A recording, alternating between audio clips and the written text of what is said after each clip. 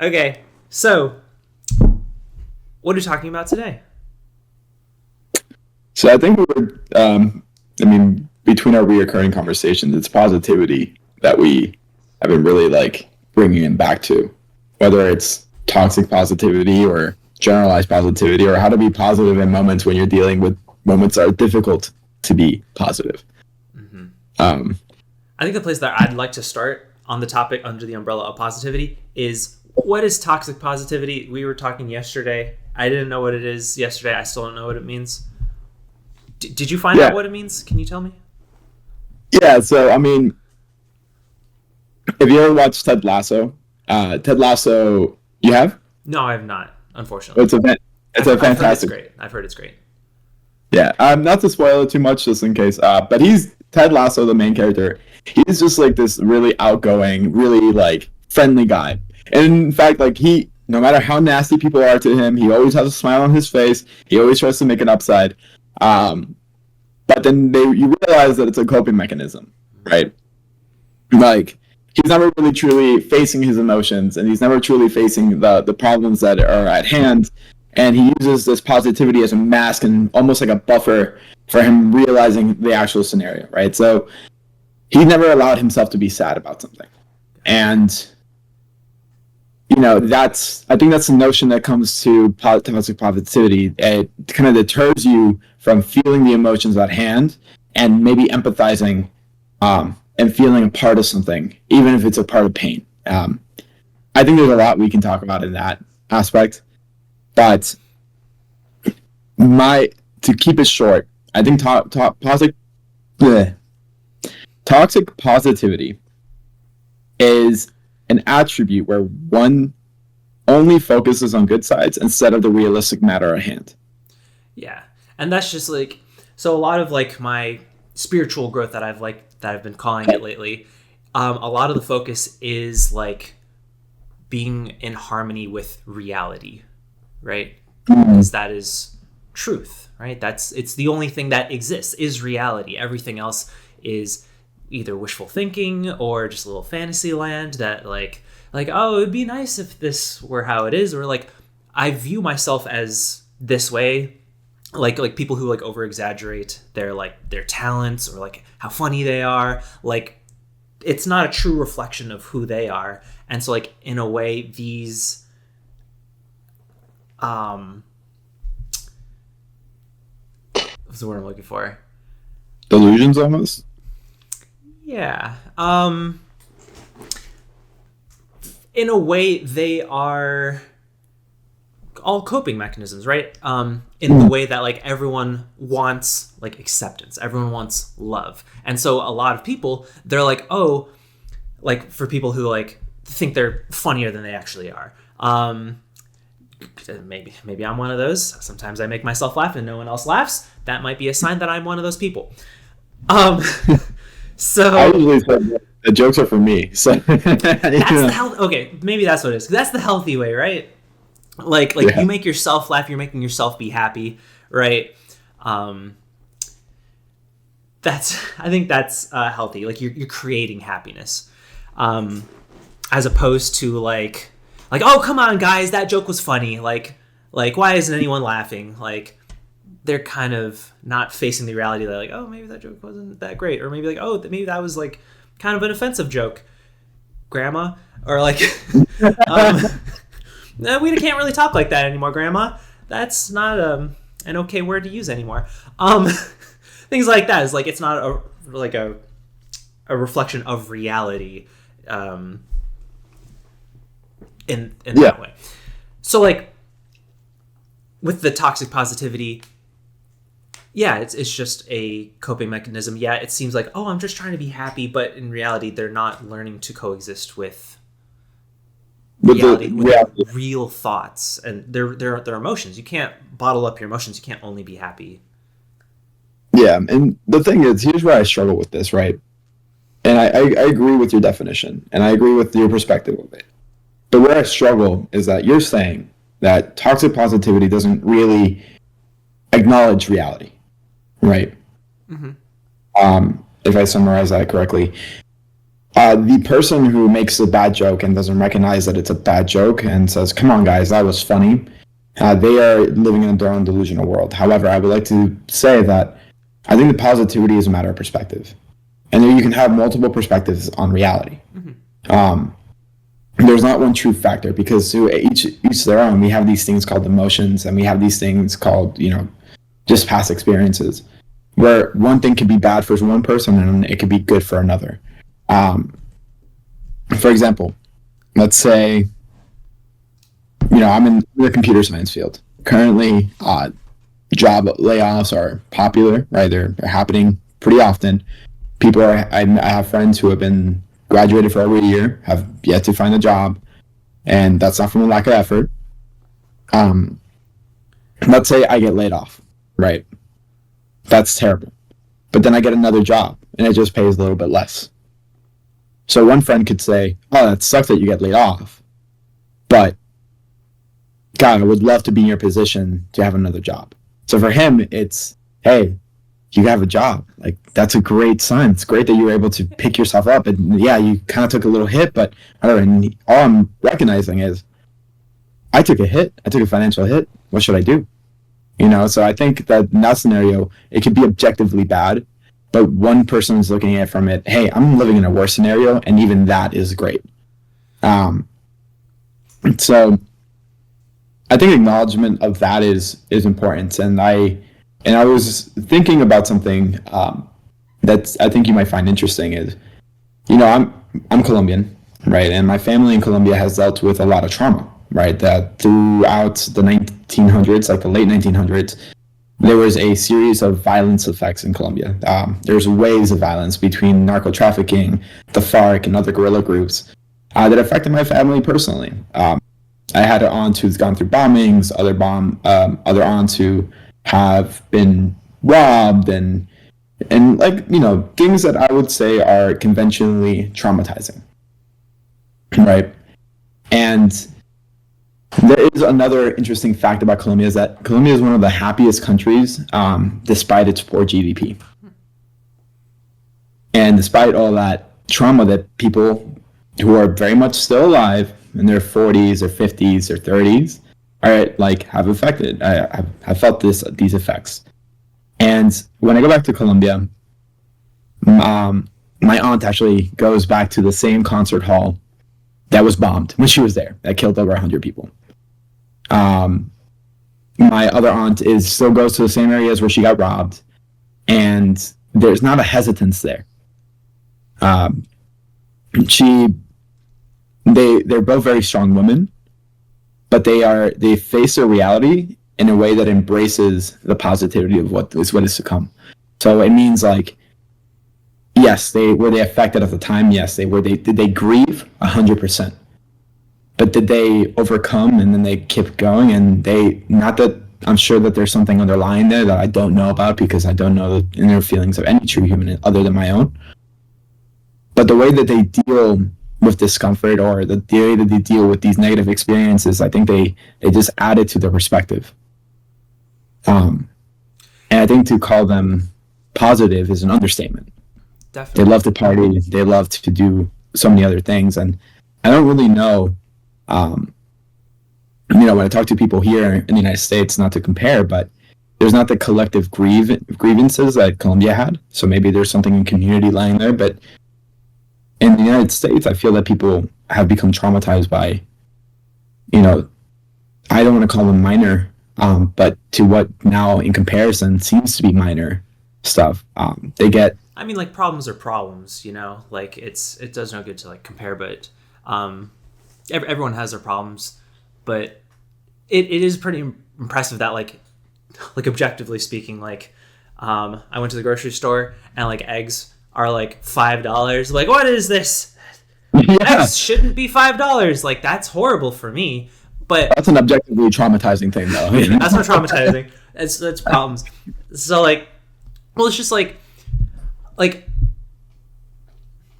I don't know. There's two hands here, right? Like, you don't want to minimize like if you always say that like, oh, people have it worse than you, there you can get into like the danger of denying any issues. Like, like when I was really dealing with my depression in my early 20s, like some people close to me would be like, Kevin, why are you depressed? Like other people have it so much worse than you. So other people don't have a roof over your head. Like you haven't, you got a college education. Like you shouldn't feel sad. Like I don't want there to be like, because like problems are problems, but it is amazing that like your relatives like can go through those traumatizing things and come out so strong. And I think there was one word that I wanted to focus on that you said, which was like they came to terms with reality, right? They faced it head on and they looked toward the future. And I think that's so important when discussing positivity, because when we were talking about toxic positivity, I think what makes it toxic is that there is an aspect of denial. They're not facing reality. They're not facing that pain that's too painful. I'm not going to look at it. I'm just going to be happy over here. A lot of like I'm plugging my ears. I can't see that pain. I can't hear that pain. And so I think that's what makes it unhealthy, because there's no balance. There's no yin to the yang, right? There's both sides to it. No, and I think that's exactly it, right? I think that you kind of get this tunnel vision in any scenario that you're put in, both a happy scenario and a negative one, right? We also talk a lot about balance and the importance that it has. You have to, like, alcoholics, right? Let's just talk about a really grim scenario to be in. You're an alcoholic, you're addicted to something, right? There's a reality. The first step is accepting reality. You have a problem, right? Yep. But then what comes after that? Right. I would argue that accepting the reality at first has a big curve of pain and suffering for your own self, but not for your community. I think that it stops. That gradually stops once you start to work towards that problem. Right. Mm-hmm. If you don't have a positive outlook, like basically when you're going through that grievance to make it seem that this is going to be worth it for something, then what's the motivation to stop? Like what I'm saying is, if I'm an alcoholic and I want to, and I say, oh my God, I am an alcoholic. I do admit that there's a problem. What's the next thought that should be coming into my head? What do you think it should be? I should stop. I should stop at why, right? That why is important. Mm-hmm. Right? So if you have kids, if you have family, you want to be closer to your family, and you think about these scenarios and you envision yourself, you place yourself in that situation in the future where you're having and breaking bread with your family, where you're getting closer to your kids who now they're not seeing a broken man, but rather a rebuilt man, right? And I think that positivity has such a strong influence in our futures for that very reason, right? Visualization of a good thing, but accepting the negative, which I think, now that I'm thinking out loud here, is I think that sometimes hardships lead to a strengthening of perspective, right? When you don't get something, this is actually a quote from that book, The Last Lecturer. When you don't get something out of an experience, I might be butchering this, right? What you get, like when you don't get what you want out of an experience, what you get is experience, right? So I just got it. Yeah. Okay. Yeah. So. Yeah, right. It's only through difficulty that you grow, right? Through the easy times, you don't learn anything because you don't have to change anything. It's through the difficult times. What makes things difficult is the fact that something isn't working. Either you're deficient in something, you're deficient in an action, something is currently not working, so you have to make a change. That's what makes it difficult. And action is hard because it takes activation energy. It takes change from your routine. Mm-hmm. And that rebuilding period, I think, is what I'm struggling to. This is what with my girlfriend, I struggle sometimes, right? Because I am too positive sometimes. I'm like, hey, Liv, we can work on these things, right? Don't worry, there'll be something there. There's always something positive to outlook, because I never believe in a no-win scenario, right? So exactly. I agree with that, which is that there is always a positive side to focus on. What do you mean by sometimes you're too positive. I don't think that that's a possibility. The only way that you can be too positive is that if you deny reality. Be like, oh no, like our dog just passed away, but we're okay. Yeah, no, it's dealing with it. Yeah. Or it's just like, or like, so like, my and my girlfriend's dog passed away last year, and it was very sad. It was, yeah. And like, I thankfully I feel like I prepared myself pretty well, and so I handled it to the best of my ability. And like, there's of course people who'd be like, oh, dog's in a better place. Oh, he had a good life. Things like that. You don't want to hear that. Well, a lot of it wasn't. Well, like, he was kind of abused most of his life, and unfortunately, which is why I took him in the first place, because I was like, I wanted to give him a better home. And like me as like I don't really believe in an afterlife. I don't think he's in doggy heaven. I was like, so those things. So like, there's all these things that people can say to try to make you feel better, to varying degrees of success. But like, ultimately, it was just like, I was just like, this is gonna suck for a while. I'm gonna feel really sad for a while, and that's okay. I did my best. I loved that boy for the whole time. I gave it my all. He had a good life the time that we spent together. I focus on the good, but I'm not denying the bad. I'm like, he's gone and I miss him. I'm not gonna be like, he's still with me. I mean, in a way he's with me, but more in a poetic way rather than a literal way. Right. So I guess the question comes to be then is, when you're dealing with that grievance, there's objectively, I mean, I think the only solace that I would be able to find would be the fact that you gave him a better life at the end. But moving forward towards the future, which is what we were talking about before, is how can you look in the future and then be optimistic? Do you deal with the fact that you lost your dog and you lost a loved one? And do you try to honor him? Or what got you out of that grieving period, right? Is it... Well, it's time, and it's like, and I think the biggest point that you are trying to make, the aspect of positivity that you're focusing on is hope, right? Hope for the future, for a better future, right?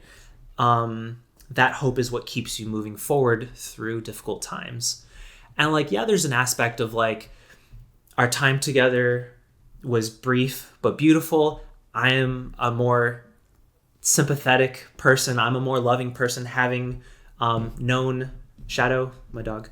Like, I'm a better person to come out through this, and because I'm a better person, I can do better things for I can do further good because I am a more loving person. I'm a more sympathetic person. So there is that aspect. And this is also a small part of it, which is probably not the answer you want to hear, which is just that, like, just for real, time does just help. Yeah. Which is just like, this is going to suck for a while. It's going to suck a little less in a few months. It's still going to suck always, but...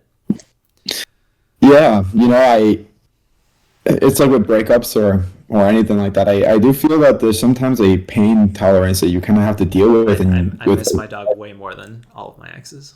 Oh, hold on, you're cutting out. Oh, I said I miss my dog way more than my exes. Come on.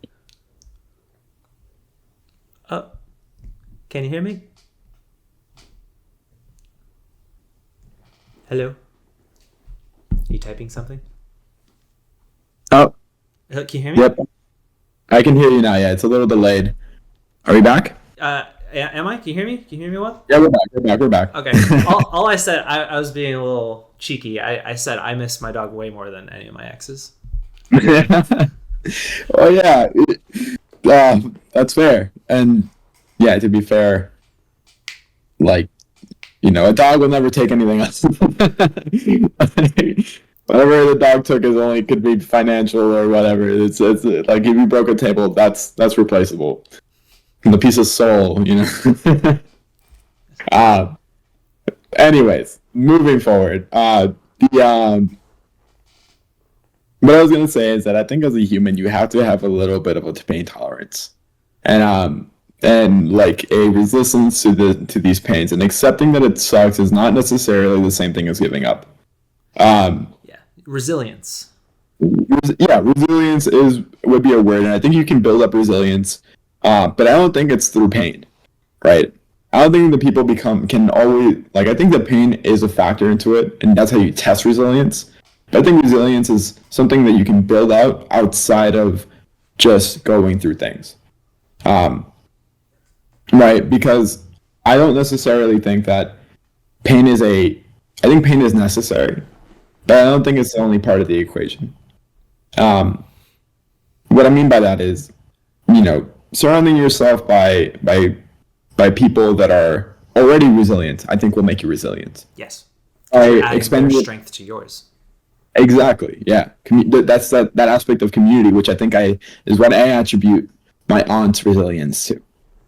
There was a communal understanding that this is something that was going to happen to either them or someone they knew. So when you have that acceptance and that that pathway of understanding that multiple people have gone through this and you yourself will move on, I think that probably helped a lot. So that feeling of not being alone adds to resilience. I think that understanding and hearing other people's stories and perspectives adds resilience to you. I mean, I can tell you, I mean, you're a big reader, right? I know that you get a lot of motivation and a lot of perspective from books. And I think that's exactly what they're there for. Even books that are not necessarily fiction, their fiction can be incredibly helpful. The Alchemist being one of them. So many different things. I get hyped and inspired so much by anime more than I feel comfortable admitting. But there's a number of animes that I'm just like hyped. Even just like as a small kid, like the thing that made me want to get physically fit was Dragon Ball Z. I mean, of course, that's a staple pipeline from scrawny kid to buff guy for every young man, Yeah, but it's good to have both like role models, fictitious and non-fictitious. I have both. Just as you should, don't carry all your eggs in one basket. Yeah, be well-rounded. I think that's like also a common theme of just like my approach to life is like everything in moderation, right? Don't just be like, oh, anime, that's for weebs, that's for kids, gross. Like, or like, you could say the same about football. Oh, that's for jocks. Oh, none of that. I like both. You should do both. Yeah, you do both, man. Play some chess, play some football. Do some coding. XYZ. Yeah. Exactly. It's just it's all within balance, and I think that's exactly right. A balanced perspective is something that I feel like people don't talk about enough. And I think that's actually comes back into play with that positivity, right? If you don't, that's all it really is just a balanced perspective. It's understanding that, hey, this is if you look at it from 90% of these angles, this situation sucks, and you can't just focus on the 10% where it could be good. You accept all of it. You accept all of it. You accept all of it, but you focus on the good. Is that fair? Right. That's exactly right. Yeah. You keep the bad in your peripheral as a safeguard. If I'm gonna be in a room with someone with a gun, right, that maybe has violent outbursts, I'm gonna try my best to be, a good guy. I'm gonna be me who isn't going to be very necessarily challenging or anything like that. I know this is a weird metaphor, weird. But I'm interested to see where you go with it. But what I'm saying is, like, I could either act scared and be on edge the whole time, and which might make someone else more volatile and more reactive, or I can try to relate, right? And I can read the situation a little bit better. I'm going to try to hope that this is the best scenario. If I can get out of it, of course, get out, and that's that peripheral vision of like, hey, this guy with a gun who seems a little bit volatile, maybe I should get out. Let me get out of this. But if you're forced to deal with this scenario, you weigh all your options. You try to see everything that you can do. Weigh your options. Like some people who are like super just really against guns. Like, can you imagine just like a Karen Just be like, you shouldn't have a gun. Get that out of my face. Get out. Just screaming at them. That's going to make them maybe a little trigger itchy. Yeah, I mean, it's probably not the best option. Just like weigh your options. Try to assess the whole situation. Like they're probably not going to shoot me if I'm just mind my own business. Just chill. I probably want to get out of here, but like I'm not going to antagonize them. Exactly, right? You don't.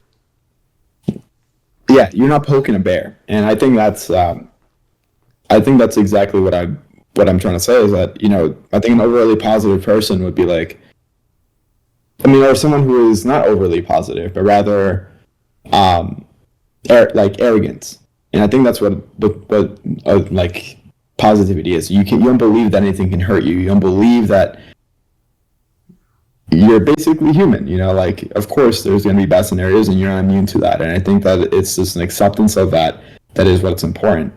But back to, I guess, like what I would like to say, right? What I would want a message to be for positivity is that it can never be lacking in your life.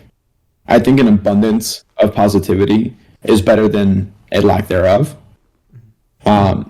And I think controlling that balance is much easier to do when you're in that extreme than when you are in the other extreme, right? Let me ask you why. Go ahead. Why do you think that positivity should be in abundance? What are the reasons for? Like, give me your logos, ethos, and pathos arguments. Give me an argument for positivity. Okay, so an argument for positivity and having an abundance of positivity is that, especially within our modern day culture, it's so much easier to be present of the negative stuff. Yes. Right. Negativity bias. Think that. Go ahead. Negativity bias is a thing. And you look at the news, you look at social media, you look at so many different things. You even look down the grocery store at at any person like who are just buying all these processed foods. Like you can tell their depression's there. Right, like sometimes, not all the time, but a lot of times you look at someone who looks objectively unhealthy. Sorry about that. You look at someone who looks objectively unhealthy, and you can see all these things, and it can bring you down, right? Like we have Kevin. I can list off millions of problems with the world right now, right? But I can't tell you the same thing about my immediate environment. And I think that's what it is. You create a barrier where you yourself are safe. And that barrier isn't necessarily to a location, it's to somewhere else. So I think an abundance of positivity allows you to test the limits of that barrier. And I think inevitably you're going to reach a point where you're going to have to acknowledge some negativity. So I think reality will come and check you out pretty fast, right? And I think that's a way of dealing with the pressures of life and believing it's like going into the gym and, would you rather be strong and continue to test your limits and maybe one time you fail at the bench press? Or would you rather never pick up a weight? I think that's the aspect. Yeah, you might injure yourself in the process. You might have to learn from that mistake. And that's that inevitable negativity that's going to get to you. Right? Like, I shouldn't have injured myself. I shouldn't have lifted that dumb weight. I shouldn't have been as egotistical there, right? Mm-hmm. But it's easier to knock it down rather to build that strength back up. And you can build up that strength to a degree where you can handle that again because now you're more informed, right? You have more perspective. So I think that's why I think an abundance of positivity is better than a lack thereof. Also, just like an abundance of negativity, that's just a crappy way to live, right? You're just like always in a bad mood. You're always focusing on the bad. You're spreading your negativity to others. You're now making everyone around you feel worse and sadder and angrier and more scared, paranoid. Yeah. So now like you're kind of having a miserable existence and you're spreading it to everyone within your shot, or even like over the internet. You can spread that over the internet. So like there's no bounds to like how much you can spread it. That's the number one reason why like I am as positive as I can be, because like, and I feel like this is like a common millennial fear, which is like the biggest fear is like to be a burden, and I know you feel this way too. Yeah, but like that's like yeah, that's like top 5 of my fears is like, I never want to be a burden to anyone else. At the very minimum, I'm neutral. But like, yeah. So like when I'm positive, it's much easier to be a positive influence on others, make other people feel better. Hey, great shirt today. Like, I love your shirt. Oh, those are nice shoes. Oh, nice haircut. Like you can give compliments, be positive. Or like I'm a music director for a choir. Like, oh, remember, you did a great job singing today. That's a terrible example. I was trying not to give specific examples. But like, yeah, being positive, like, it just makes me feel good and it makes everyone else around you feel good. And like, so that I feel like that's what people usually talk about when they're talking about like, you should be more positive. Like that surface level positivity, giving people compliments. You have a smile on your face, even if it's fake. Yeah. And I think that positivity that you're trying to like kind of like share, because that's an external show of positivity, right? It's not how you feel on the inside, but that external show of positivity, I think, can only be accomplished when you have a initial spark of positivity within the inside, and that's an abundance of it, right? Because like some people do that as a matter of like fake it till you make it mentality, right? But I think that even that fake it till you make it like scenario is still rooted in positivity, right? We're not like, oh, I will make it, right? I even don't have to fake it right now, and I'm saying that I'm not positive right now. I'm gonna fake it because I know that eventually, or I hope, right? I hope that eventually I will be that positive person. That is a good point. I love that because like that is a beautiful reason to be positive, even when you don't feel like being positive, right? Yeah. Even when you don't want to be. It's always best to be positive. And I think that's also where you've been trying to like go with this conversation, which is that it's always the best decision to choose to be positive. And it's never a lie, right? It's never a lie, right? Because it's never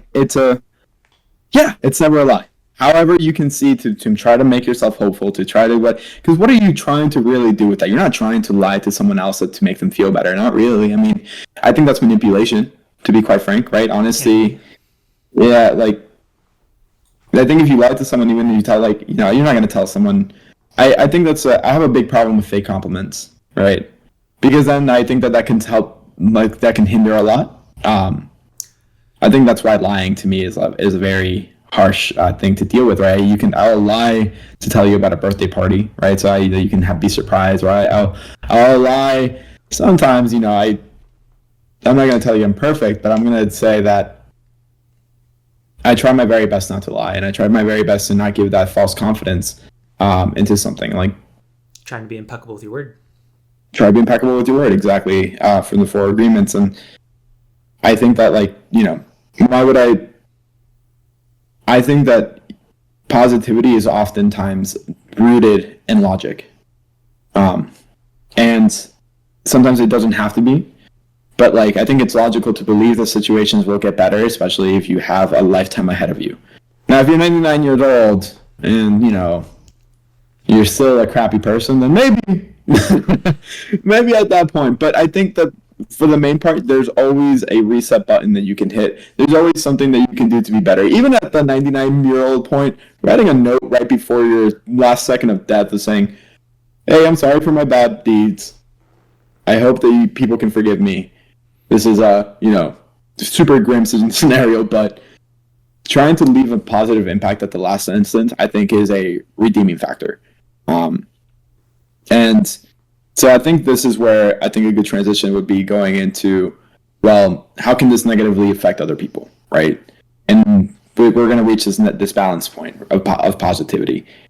I think that it makes you unrelatable, right? And I think people want to relate to you, and I think that's how we share when we talk about negative experiences. We share. Discord is silent, trying to tell me something. No idea what it is. Do you know how to stop this? I don't even know what's going on. Oh, you can't hear it? Okay, then I can just. Oh no, I can hear it. I can hear the beeping. I don't know why it is that. It goes bloop, bloop.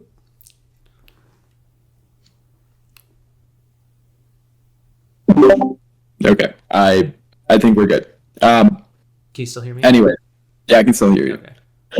So, when you're overly positive, I think it does it makes it harder for people to relate to you, and I think it's something that you eventually learn that you have to kind of like sit there with other people and understand their emotions. So like, your girlfriend comes home from work, or your partner or your mom or your dad, and they come in and they start talking to you about, oh, I had such a rough week, like so and so was terrible at their job, and then they blamed me at everything, and XYZ, and you know what? That sucks. And dealing with that suck, and being like Kevin, you being able to say, oh my gosh, I had a similar scenario with this one guy. He was terrible. He was so arrogant.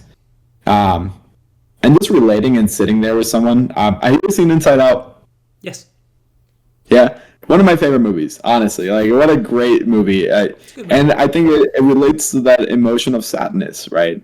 Like, it can't everything just be happy. And I think Inside Out does a great depiction of showing the importance of sadness and relatability, right? It helps you gain community from a common struggle, right? But I would like to say that, for fear of being a little overly analytical here, but I think that, for example, the civil rights movement in the United States is a perfect example of this, right? If you go back to the 1960s, like, I'm not sure about you, but I would be pretty freaking sad, right? To be a minority group in the 1960s in the United States, with Jim Crow laws, with a bunch of different issues at hand that I can't even begin to touch the surface of. But could you imagine if Martin Luther King, Malcolm X, or any of these great leaders that we saw in the civil rights movements didn't have a hope for a better future?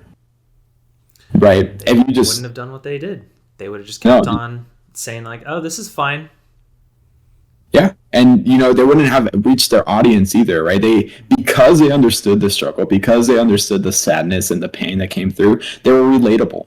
Everybody knew what they have gone through. Not, like, maybe not personally, but the overarching pain that is so relatable to that community. And to be able to kind of turn that pain and connect with other people to then gear and push this pain into positivity as fuel for positivity. I think that was so admirable about that movement. Because eventually it started to reach, it started to reach everybody, even outside of that community. Yeah, because it's not only like pushing through the sadness and struggle, but it's using it, it's harnessing it as fire, as motivation for a better future. Yeah. Change. Yeah. And things never, I think that if something isn't crappy, it never comes into a change. And I think about that with, like, I think it's harder to get out of a kind of crappy relationship than it is out of a really crappy situation. Yes. Or relationship, right? Because, like, oh, well, it's not that bad. And you kind of settle, right? And this is where that toxic positivity comes into play. I think if you always just choose to settle and never reach forward to something a little bit better that like, I think this is where you become disingenuous to yourself. And you don't really allow that pain and understanding for yourself and your own emotional understanding to go through. I think so many people just want to cut that aspect out of their lives, and it's just very hard to do. Yeah, like looking at pain, looking at like real things it's hard, it's painful. I don't want to do it, right? But like, it's necessary, right? If you get shot, there's a bullet in you. Yeah. Can't leave it in there. It's gonna get worse, right? It's gonna hurt worse to try to dig it out of your shoulder, but you should, so that it can heal. Yeah, you make the wound worse at first when you inspect it, when you open it, but at the end of the day, you need to get that bullet out. Yes, or else it festers, it'll get worse, it can even kill you if you don't look at it and admit that there's a problem. No, there's not a bullet in my shoulder. It's fine. Yeah. It would hurt if I got it out, so I'm just gonna leave it there, and it's just gonna hurt a little bit for the rest of my life, even if it's gonna shorten my life and cause issues down the road. And aspects of this is, I think that, like realistically, dealing with the everyday life is hard. I think that it can be, and I think it can be burdensome. So it's important to look at what can pull you and give you strength. If it's your family, if it's your community, if it's anything else, if it's your partner, if it's your dog, it's something that, you should have something to look forward to.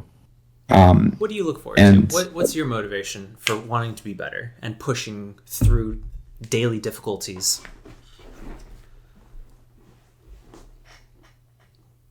I think when you describe my fear or fears, I think the exact opposite is my motivator, right? And maybe I'm using my fear as a motivator there too, but I'm afraid, and I think you nailed it spot on, of being a burden. I never want to be a burden. And so the exact opposite of that is I want to be someone who relieves burden of other people. Specifically right now, my main motivators are my girlfriend and my family. I want to be able to provide and give them the best life that I possibly can in whatever way I can show up for them, right? So right now, as I'm early on in my career, I'm showing up for them by, hey, you need help moving, I can help you move. I can help you, you need this, I can build that for you. Let me be an aid to you, right? And in turn, I often find myself relying on them in a similar fashion. And it's not even that I asked for it, but it's the support system that you end up building. And so my goals for myself is to be able to be strong enough to support myself and others. And I think about that on this daily struggle. It's a struggle for me to sometimes, get home from work and work on certificates that I'm trying to get, or to progress my career, because I'm already working so much. And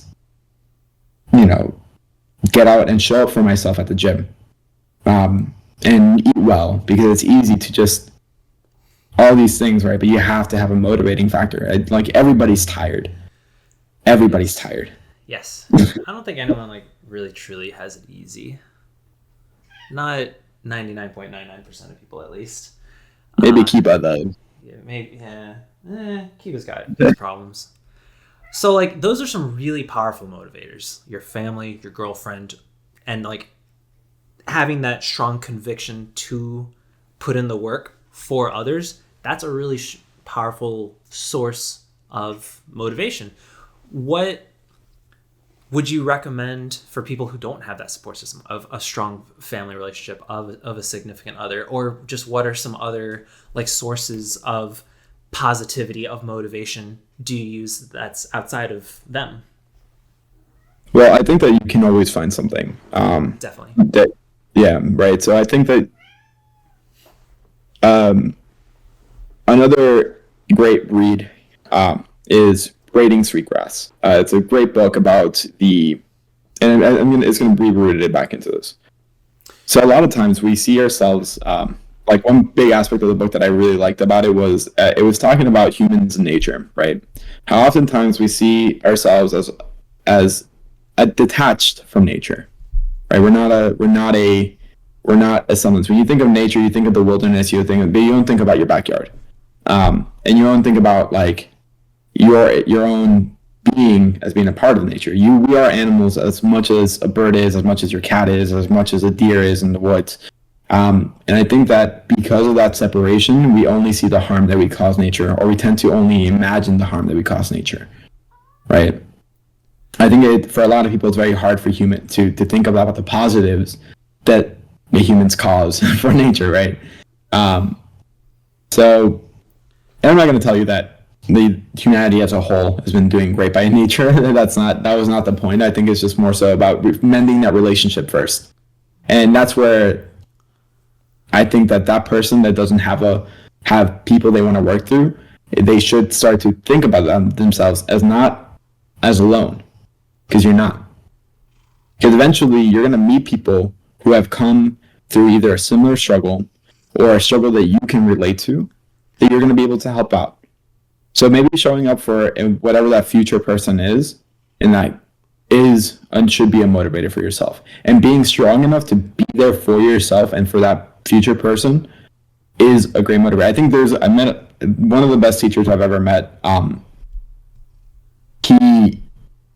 He said that he became a teacher because he wanted to leave a lasting impact. He wanted to show up for kids how he was never shown up for, right? So he could have been in the military, he could have done so many other things that he felt he could have contributed to society, or he could have, just worked, he could have been so many different things that just are completely selfless, but he decided to be an educator because that's where he felt he could have used the most showing up, right?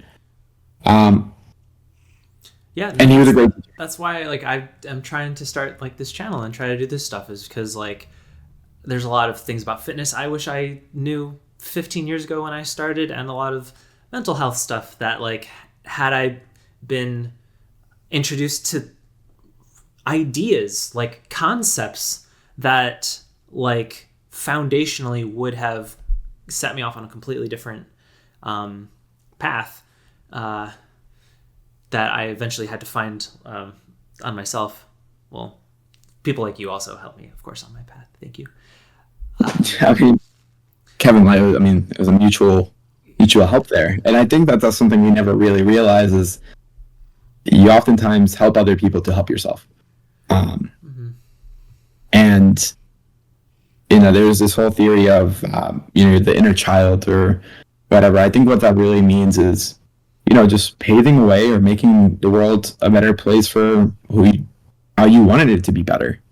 And I think if we all just strive for that, then we cultivate this culture of positivity and building and structure that is only going to be there to help. Most of the time as a community, we can agree upon what's positive and what's negative. Sometimes we have different ideas, and I think that's where it gets a little bit more complicated and a little bit harder to navigate. But overall, as long as we can at least acknowledge that the intention is good, even if their belief is good, I think that we can find a compromise and we can find hope. And it doesn't really take a lot to act on that. So, yeah. Right on. All right. So I feel like that's most of what I wanted to talk about with positivity. You even touched on some concepts that are new to me. So thank you. Very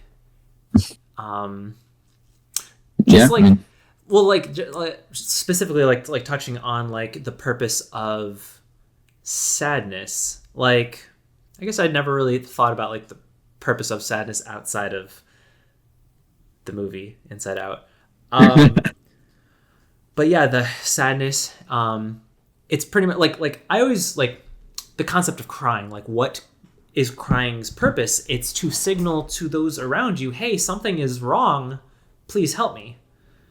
So it is a signal to others to rally your social support. That's very interesting. So even though something could be going wrong, you are applying to jobs, you can't find a job, and it's been months, and it's really bumming you out. You don't just be tomorrow's another day. You can't just do that for forever. Acknowledge that this kind of is a bummer. This kind of sucks. Acknowledge that, but find accept help from others. But also, I liked your reasons of motivation, which is the opposite, which is doing your best so that you can give to others, so that you can actually be that support for others when they need it, when they are in bad situations or they're down. Everyone experiences down moments. So building yourself up so that you can be there for those, I think, is a wonderful motivator, and one that I share with you. I think both of our love languages are acts of service, right? Yeah, for sure.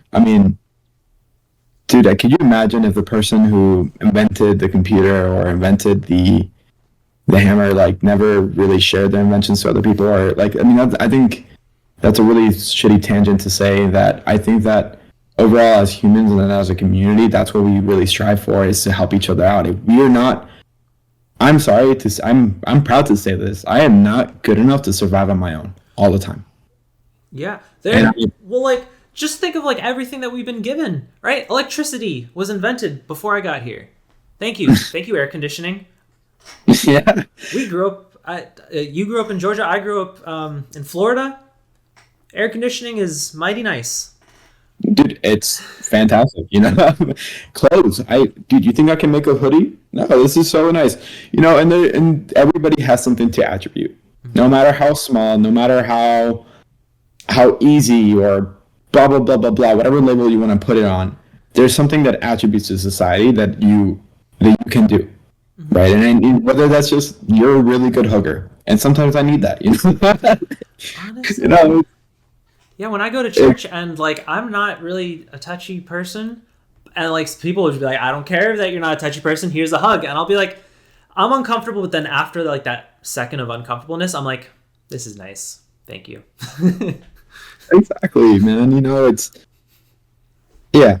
I think that everybody has an inherent value, and I think you can only increase that value if you acknowledge your faults and hope to be better.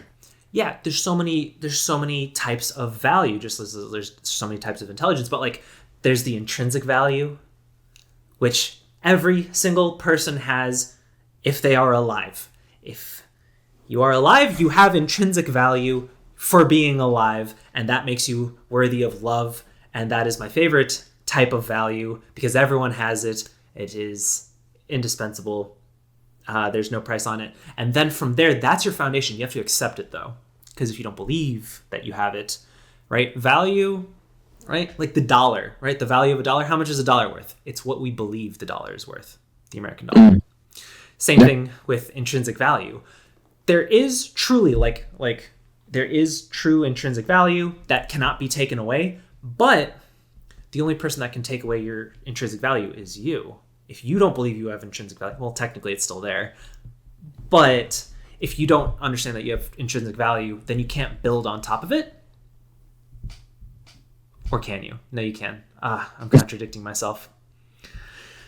You have to believe you have intrinsic value in order to increase your value, right? You have to see the worth before others do, and I think that's kind of what you were trying to say a little bit.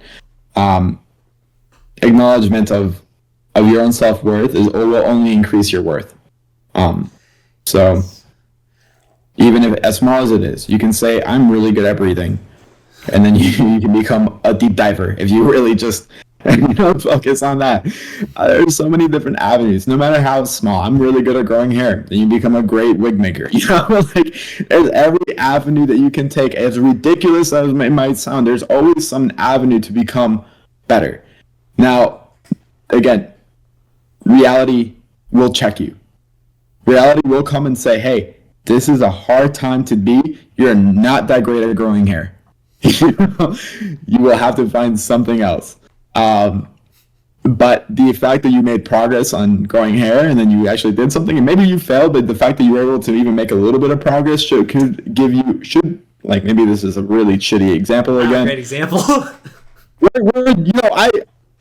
That's okay, I'll only get better at making metaphors the more I make them. And the more I read your facial expressions, the better. Okay, how about use chess? Yeah. Like we're both learning chess right now. Yeah. Like we could have value. We could become chess teachers. We could start a chess club, a chess society, right? And that fosters like togetherness. So good can happen from chess. Like you could become a teacher. It could even create monetary value. That none of that's happening anytime soon. Well, at least the teacher part, because we're both like 500 still. Hey, yeah. I did beat a 700 recently, so no. Was it a bot? No. The bots I'm at the 1500, but with real players, I'm like at a 500. You can probably beat me if you're at 100. But you know what? Chess is something that I like. That's a good point, right? I see the progress, and it makes me happy to see the progress, even if I'm still crap. it makes me feel better. Like I have a friend who is near a grandmaster level, and if I just last a little bit longer, if I have just a little bit more points on the board, I feel happy with that progress. And I think that I'm the type of person that where if you're better than me in something, and I lose, right? It could be a game, it could be anything. I'm kind of annoying. I'll admit it, right? I will keep asking you to play over and over and over again until I win. And even if I win, then I'll just make sure it's not a fluke, so I'll ask you again. Yeah, that was the same way. That's how I made my high school varsity tennis team after only 9 months of playing. I would just bother people, play tennis with me. I want to play every day for hours upon end. I would lose a lot because I was new. Most people start when they're 7. Yeah. So you lose a lot, but having that desire for growth, I think goes hand in hand with positivity, right? Because you're not focusing on the loss. You're focusing on, okay, what about next time? Maybe I didn't win this time, but I'm getting better. What about not this time, but 100 times from now? I might beat you in that 100th game if I keep at it. And the only way you get better is by acknowledging the loss, seeing what you did wrong, and then moving forward, right? Yep. I think, what's it, Nadal, right? He said that if you put it percentage-wise, he only makes about 53% of the points that he plays. Which is enough. He you can't focus on that last point. You have to focus on the next point that's coming through. You focus. Oh, I did that wrong. He's going to be playing more to my right. He's going to be playing more to my left. He has a great spin shot. I have to watch out for that. Okay, moving on. Yeah. Again, and it also goes back to balance, right? You look at the past to learn from it, but you don't stay there, because that's what depression is you are stuck in the past. Oh, this is horrible. Oh, I did that terrible thing. I feel bad about that. Oh, that past relationship was so good, but now it's over. It's focused on the past. You're not learning from it. You're just stuck there, and therefore you're also not in reality, because reality only exists in the present. Yeah. And it's just a cycle, and it keeps going. That was very well put. Yes. All right. Right. We are just at about an hour. Don't you have to get back to work? Isn't this your lunch hour? Yeah, I should get back to work pretty soon. It's been great talking to you, Kev. Yes. Thank you for joining. This has been a great conversation. I feel like I learned a lot, honestly. Likewise, actually. Yeah. All right. It's always great. Yeah. Let's do it again sometime. Yep. Alrighty. And I don't have to. Okay, and I can just end the recording there. We don't have to immediately say goodbye. Okay, but we're done recording.